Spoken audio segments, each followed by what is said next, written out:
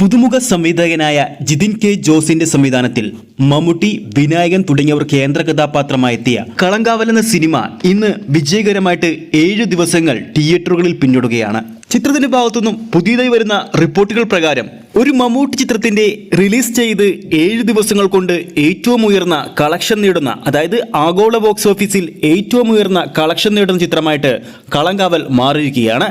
അതിനു മുമ്പ് ആ ഒരു അപ്ഡേറ്റിലേക്ക് പോകുന്നതിന് മുമ്പ് ചിത്രത്തിന്റെ കൃത്യമായ 7ാം ദിവസത്തെ കേരള ട്രാക്കിംഗ് കളക്ഷനിലേക്ക് നമുക്ക് പോകാം. 7ാം ദിവസമായ ഇന്ന് വ്യാഴാഴ്ച ഇതുവരെ കേരള ബോക്സ് ഓഫീസിൽ ട്രാക്ക് ചെയ്തിരിക്കുന്നത് 1305 ഷോകളാണ്.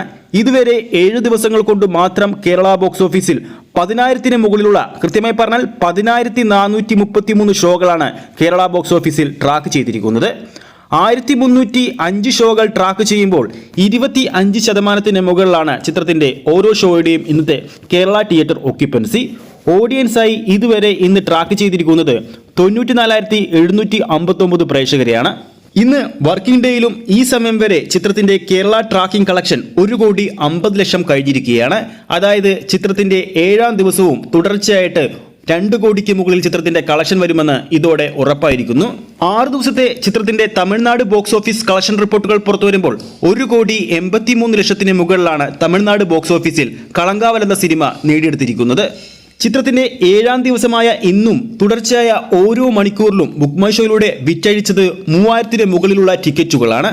ചിത്രത്തിന്റെ ഭാഗത്തു നിന്നും കഴിഞ്ഞു പോകുന്ന ഓരോ വർക്കിംഗ് ഡേയിലും മികച്ച തിയേറ്റർ ഒക്യുപ്പൻസിയിലും മികച്ച തിയേറ്റർ ടിക്കറ്റ് വിൽപ്പനയിലും ഡൗൺ ആകാതെ സ്റ്റഡിയായി നിലനിർത്തിക്കൊണ്ട് തന്നെയാണ് കളങ്കാവൽ ബോക്സ് ഓഫീസിൽ മുന്നേറുന്നത്.